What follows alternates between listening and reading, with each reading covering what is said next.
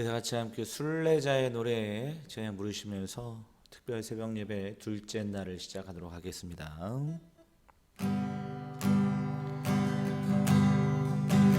저 멀리 뵈던 나의 시온서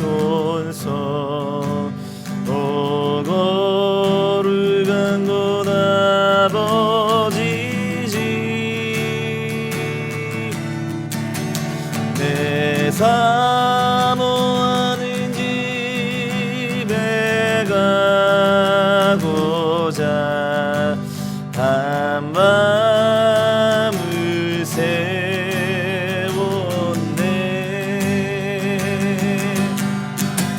저 망망한 바다 위에 이 몸이 상할지라도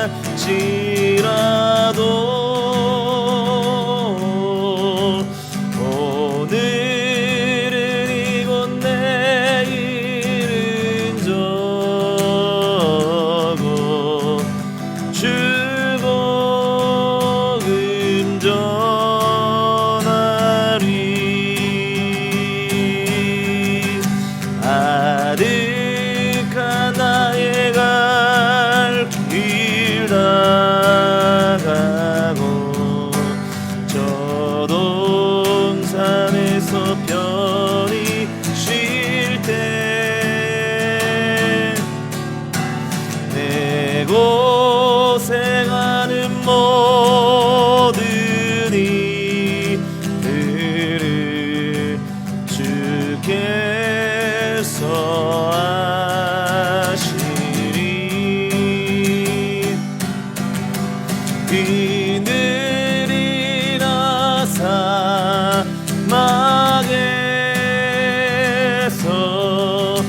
이 몸이 고날지라도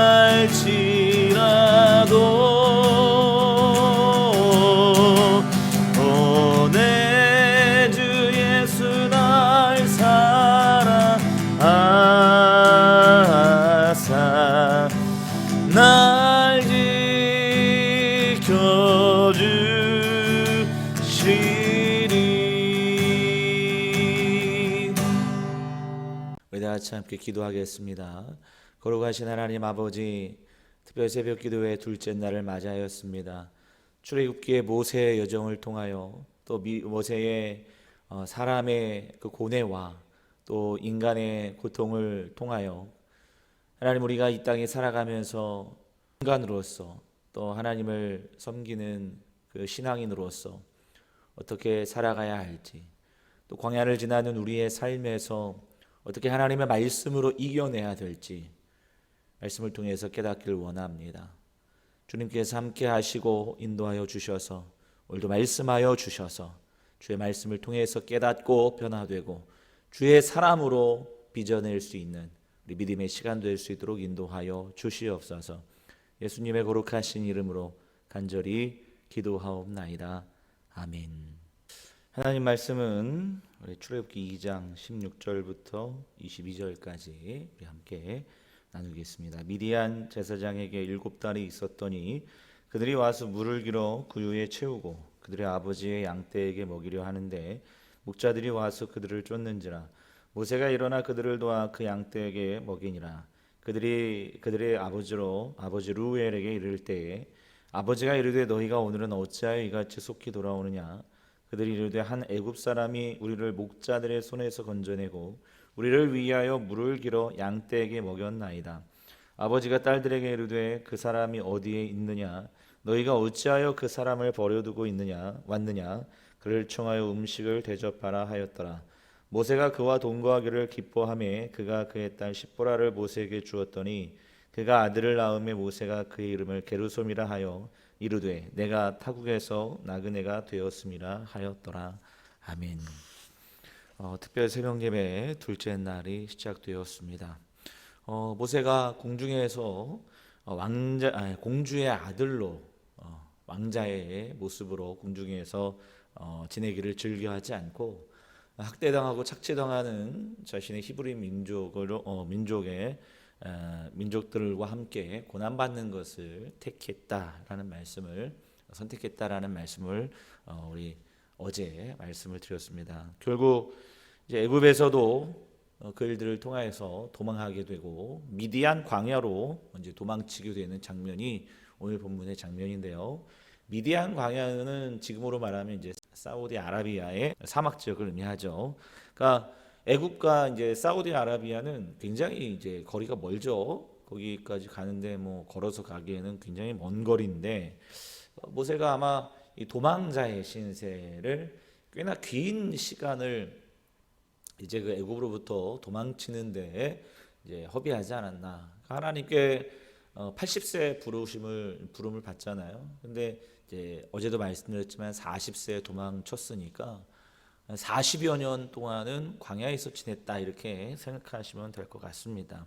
어쨌든 우리가 이제 40여 년 동안의 광야 생활을 모세가 어떻게 지냈는지에 대해서는 정확히 알 수가 없습니다. 성경에 기록되지 않았기 때문에. 근데 오늘 본문은 그 40년의 광야 생활 가운데서도 한 가지 에피소드를 소개하고 있는데 그 내용이 어떤 내용이냐면 여기 이제 미디안 제사장에게 7딸이 있었다는 거죠. 근데 그 7딸들이 그 양떼를 돌보고 우물가에서 그 양떼들에게 먹이를 먹이고 또 물을 먹이는 그런 가운데 있었는데 근데 그 이제 불량배라 할 수 있죠. 목자들이 와서 그들에게 물을 먹이지 못하도록 회방하고 어렵게 하니까 그 모습을 봤던 모세가 그 미디안 제사장의 7딸들을 도와주어서 결국에는 양떼에게 물도 먹이고 그 다음에 이제 먹이도 먹이는 일들이 오늘 본문에 등장하는 것을 볼 수가 있습니다.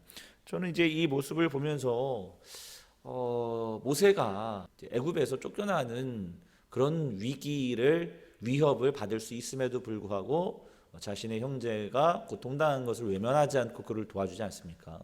또 오늘 본문에도 보면 딸들이라고 하면 이제 약한 사람들이잖아요. 그리고 불량배들이 그녀들에게 이제 양떼의 먹이를 먹이지 못하도록 회방하고 불량배 짓을 하는 그 모습을 보고 약자가 당하는 모습을 보고 그냥 지나치지 않고 그를 도와줬다라는 것이죠. 저는 하나님께서 모세를 들어 쓰신 이유 중에 하나가 뭐냐면 약한 자가 어려움 당하는 것을 그냥 지나치지 않는 모세의 의협심에 있다고 저는 봅니다. 여러분 현대인들의 가장 슬픈 것 중에 하나가 뭐냐면 옆집에 누가 사는지 모른다는 거예요.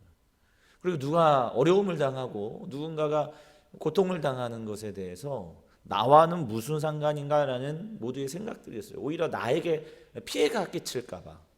그래서 누군가 어려움을 당하고 고통을 당해도 대부분 그 어려움과 고통에 상관하지 않고 내버려 두는 것이 오늘날 현대인들의 슬픈 현실 아니겠습니까? 여러분들 그런데 기독교인은 그래서는 안 됩니다. 어려움 당하고 또 힘든 모습들이 있는 그런 사람들을 그냥 지나치고 외면해서 안 된다는 거죠. 예수님께서 비유로 말씀하셨는데 어떤 한 사람이 예루살렘에서 여리고로 가다가 강도를 만나서 죽기 직전까지 두드러 맞고 이제 버려진 상태에 있었는데 그곳을 제사장이 지나가다가 그냥 지나치게 됐고 또 레위인이 지나가다가 그냥 지나치고 결국에는 이제 사마리아인이 그 거반 죽게 된 사람을 이제 들쳐업고 주막으로 가서 먹이고 치료하고 그리고 그를 돌봐주는 그래서 예수님께서 그 사람을 향해서 뭐라고 얘기냐면 이 사람이 진짜 이웃이다. 우리의 이웃이다. 이렇게 말씀을 하셨거든요. 그 모습을 통해서 여러분들 기독교인은 어려움 당하고 고통 당하는 사람들의 이웃이 되어 줘야 된다고 주님께서 우리에게 말씀을 하신 거거든요. 그러니까 외면해서는 안 되는 거예요. 어려움 당하고 고통 당한 사람을 그냥 나 몰라라. 나와는 무슨 상관입니까라고 외면하는 것은 그것은 하나님의 사람으로서는 살면 안 된다는 거죠. 그러니까 모세도 약한 사람들이 어려움 당할 때 그냥 지나치지 않았다는 거예요. 그 모세의 의협심을 주님께서는 지켜보고 계신노라. 이렇게 말씀을 드릴 수가 있습니다. 결국 모세는 이 일을 계기로 미디안 제사장 집안인 루우엘이라는 사람이 등장하거든요. 루우엘 집안에서 결국에는 이제 같이 함께 살게 되고, 그리고 르우엘의 이제 딸이라고 했죠. 근데 우리 모세의 장인은 그 이드로 이렇게 우리가 알고 있지 않습니까? 근데 여기 르우엘은 또 누구냐? 르우엘의 딸이 이제 여기 이제 십보라 이렇게 얘기하는데 누구냐 이렇게 생각하는데, 구약 성경에는 그러니까 르우엘의 집안이에요, 집안. 그러니까 딸들, 7딸들 했는데 손녀도 다 딸이고 그 집안에 속한 여인들은 그 집안의 다 딸들이라고 생각을 했습니다. 그러니까 지금 여기 다 친딸이 아니라 거기에는 손녀도 있고 막 이렇게 있다고 생각하시면 돼요. 그런 관계라고 생각하시면 돼요. 진짜 딸이다 이렇게 생각하시면 안 돼요. 어쨌든 그 르우엘 미디안 제사장 집안의 딸 십보라와 결혼을 해서 아이를 낳는데, 그 아들을 낳은 그 아들의 이름을 게르솜이라고 이름을 지었다 이렇게 말씀하고 있거든요. 그 게르솜의 이 이름 뜻이 무엇이냐? 내가 타국에서 나그네가 되었음이었더라. 그러니까 지금 이 한 구절 속에서 이 모세가 광야에서의 그 고된 삶을 이 한 구절에서 우리가 함께 다 이렇게 이제 납득되는 거 아니겠습니까? 자신의 인생이 마치 나그네와 같은 떠돌이 인생과 같은 그런 인생이었다라고 아들 이름을 게르솜이라고 지었다라는 거예요. 모세는 애굽의 왕자의 그 삶에서 궁궐에서 남부러울 것 없이 모든 것을 풍요롭게 누리며 살아갔던 그런 사람에서 한순간 광야에서 이제 아무것도 없는 그 광야에서 떠돌이 인생을 살아갈 수밖에 없는 사람으로 전락하게 되었다는 것이죠. 그래서 오늘 우리가 살펴볼 말씀은 바로 이제 광야예요, 광야. 하나님께서 모세를 왜 광야로 내모셨을까? 광야라는 말은 이제 사막이라는 말인데, 사막의 특징이 뭡니까? 사막의 특징. 사막은 결핍의 땅이에요. 아무것도 없어요. 물도 없고 먹을 것도 없고, 그리고 내리쬐는 햇빛과 또 밤에는 그 살을 파고드는 추위와 아무것도 없는 결핍의 땅이 바로 광야입니다. 우리는 인생도 여러분 이렇게 광야를 지내는 인생들이 너무 많지 않습니까? 우리가 누렸던 것 다 누리지 못하고 다른 사람들이 누리지 못하는 것, 누리고 있는 것들을 누리지 못하는 광야와 같은 인생을 사는 인생들이 너무 많다라는 것이죠. 여러분, 그런데 이 광야, 이 결핍의 땅 광야, 아무것도 없는 이 결핍의 땅 광야에 모세가 40년 동안을 살면서 과연 그는 정말 아무것도 없는 정말 절망 가운데서 있는 그런 연약한 인생뿐이었을까요? 그렇지 않다라는, 그의 삶이 그렇게 연약하고 결핍만 있었던 건 아니었다라는 거죠. 우리가 광야를 지날 때 우리가 반드시 기억해야 될 것은 무엇이냐면, 이 결핍은 우리가 무엇이 진짜 소중한지, 우리의 삶에서 정말 그동안은 깨닫지 못했는데 어떤 것이 진짜 소중한 것인지를 이 결핍을 통해서 우리가 깨닫게 되는 거예요. 오늘날 우리 아이들의 삶의 문제가 뭡니까? 저희 때만 해도 결핍이 뭔지 알았거든요. 또 우리 부모님 때는 더 알지 않습니까? 결핍이 무엇인지, 그죠? 뭐가 소중한지 정말 없이 지냈기 때문에 다 아는 거 아니겠습니까? 근데 오늘날 우리 아이들의 문제는 뭐냐면 결핍이 없어요. 결핍. 부족한 게 없어요. 그러다 보니까 뭐가 소중한지, 뭐가 귀한지 애들은 잘 알지 못해요. 그게 문제라는 거예요. 그래서 때로는 여러분들 광야가 우리에게 필요할 때가 있습니다. 어떤 사람들은 이 광야 체험을 직접 하는 사람도 있어요. 그래서 오늘날 우리 아이들을 그 수련회 같은 데 보내서 막 해병대 이런 데도 막 보내고 훈련도 보내고 하는 이유가 뭡니까? 결핍을 체험하라는 거예요. 그 체험을 통해서 뭐가 소중한지를 알아야 된다는 거예요. 이 우리 어리석은 인간은 뭔가가 없어져 봐야지만 그것이 소중한지를 그때서야 깨달아요. 그게 우리 인간의 어리석음의 한계라는 것이죠. 여러분, 빈센트 반 고흐라는 화가가 있습니다. 100여 년 전 사람인데, 근데 이 빈센트 반 고흐가 20세기의 가장 위대한 화가 중에 한 사람이거든요. 우리 그렇게 평가되고 있습니다. 누구나가 다 그렇게 인정할 거예요. 그런데 이 빈센트 반 고흐가 살아생전에는 어땠냐면, 여러분들 그의 그 천재성을 아무도 알아주지 않아가지고 정말 극심한 가난 가운데 살았던, 너무 부족한 가운데 살았던 그런 인물이 빈센트 반 고흐거든요. 근데 그가 아주 이른 나이에 이제 죽게 됩니다. 뭐 자살을 해서 이제 죽게 되는데, 그가 죽자 이제 그의 천재성을 이제서야 알아보는 거예요. 20세기 그림 중에서 가장 비싸게 팔리는, 지금 수십억에 호가하는 그 빈센트 반 고흐의 그림이, 빈센트 반 고흐가 죽자, 그가 사라지자 그제서야 그의 그림의 가치가 평가되고 있다는 것이죠. 이게 인간의 어리석음이라는 거예요. 여러분, 우리가 코로나 시대를 살아가면서 정말 우리가 그동안 알지 못하고 깨닫지 못했던 게 뭡니까? 우리가 일상생활, 그죠? 평범하게 살았던 그 일상생활이 얼마나 소중한지를 우리 코로나 시대를 통해서 우리가 깨닫는 거 아니겠습니까? 이제 우리의 소원은 뭐냐면 다시 우리가 원래 일상으로 돌아가는 거예요. 그게 우리의 소원이 아니겠습니까? 그게 우리의 간절한 바람 아니겠습니까? 그러니까 인간은요, 없어져 봐야, 결핍을 경험해 봐야 어떤 것이 소중한지를 깨닫게 되더라는, 광야가 그런 것입니다. 광야. 여러분들 가운데 혹시 광야를 지나는 분들이 계십니까? 결핍을 경험하는 분들이 계십니까? 여러분, 어려움을 당하는 분들이 계십니까?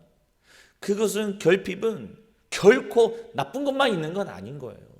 불편한 것만 있는 건 아닌 거예요.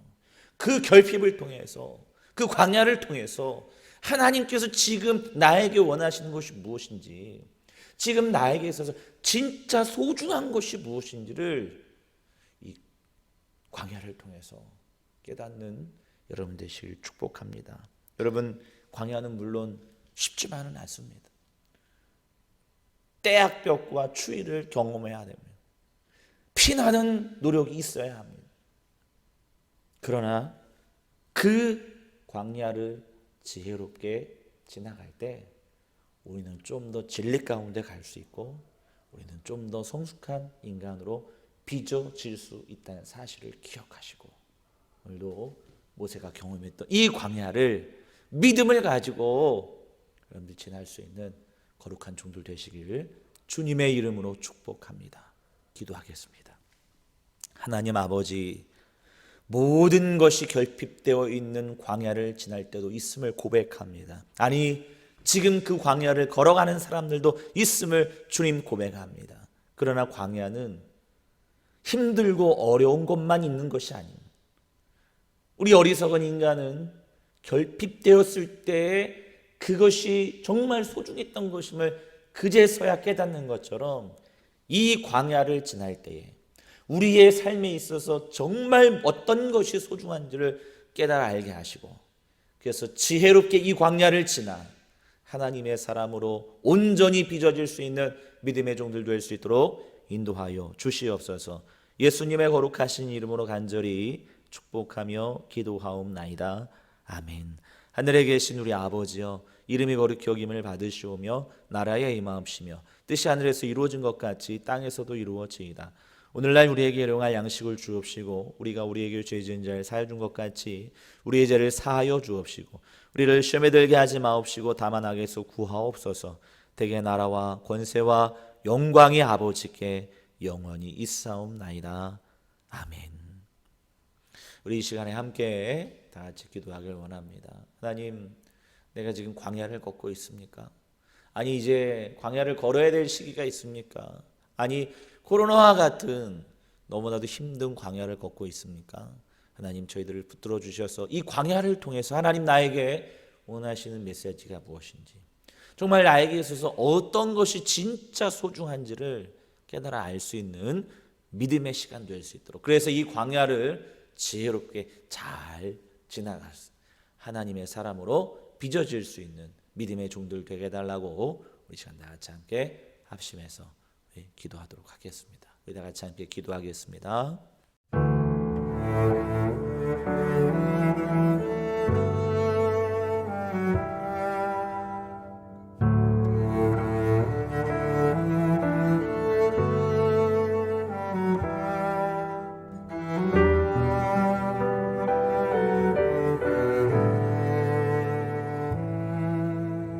내 상한 마음 주님께 아뢰면 그 십자가의 위로 이만큼 다가와 내 작은 어깨를 두드리네.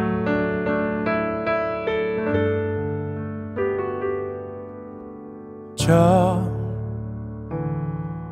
언덕 꼭대기 위에 나부끼는 그의 마음이 내게 하얗게 손짓해 내 마른 가슴을 흔드네.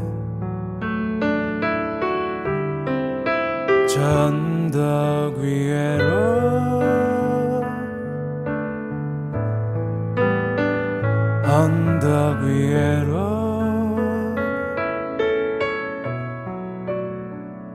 자유의 바람 불어 떠나는 저기 언덕 위로 저 언덕 위에로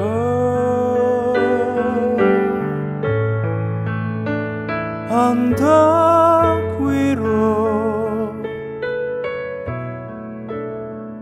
하늘이 날 사랑하다 죽은 저기 언덕 위로.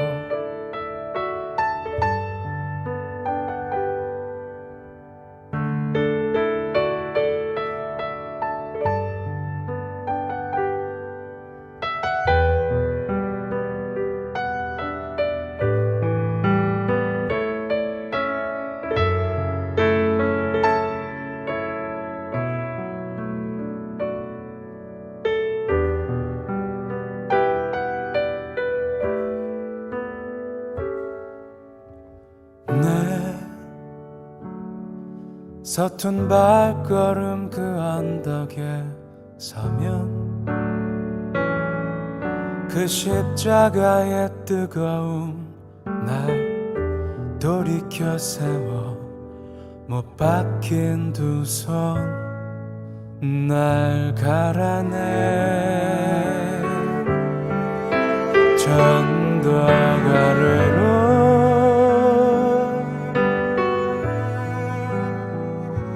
언덕 아래로 저 들판처럼 흔들거리는 마음들 에게로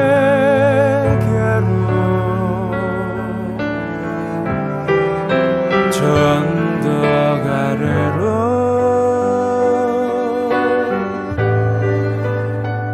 그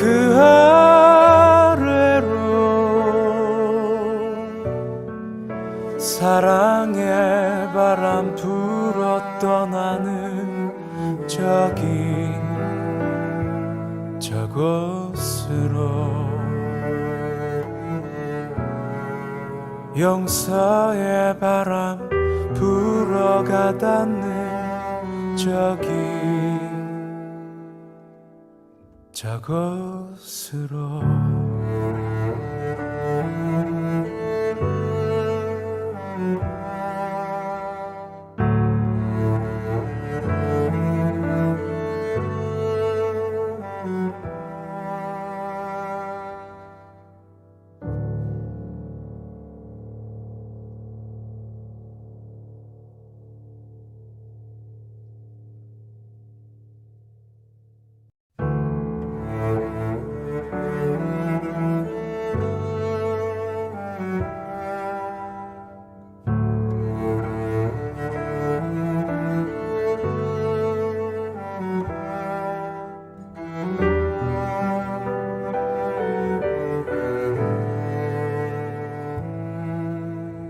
내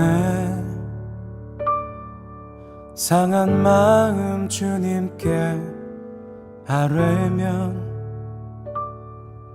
그 십자가의 위로 이만큼 다가와 내 작은 어깨를 두드리네.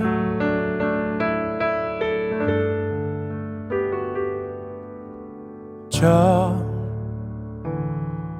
언덕 꼭대기 위에 나붓기는 그의 마음이 내게 하얗게 손짓해 내 마른 가슴을 흔드네. 저 언덕 위에로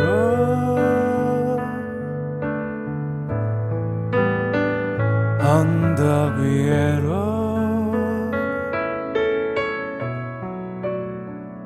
자유의 바람 불어 떠나는 저기 언덕 위로 저 언덕 위에로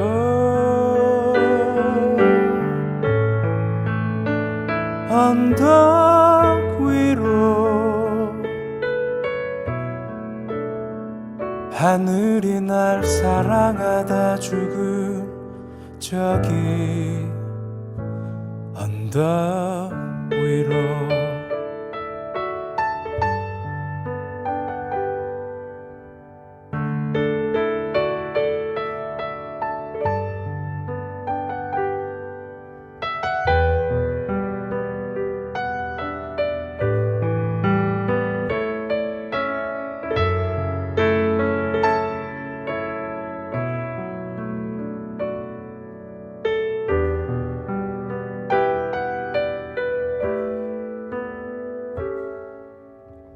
내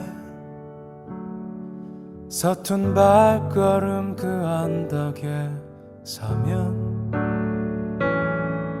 그 십자가의 뜨거움 날 돌이켜 세워 못 박힌 두 손 날 갈아내. 저 언덕 아래로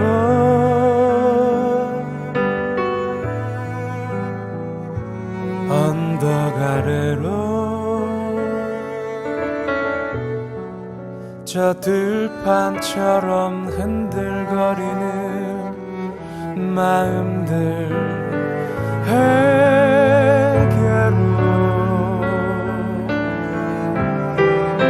저 언덕 아래로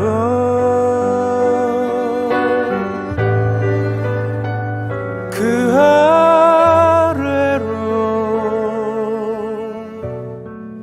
사랑의 바람 불어 떠나는 저기 저곳으로 용서의 바람 불어가 닿는 저기 저곳으로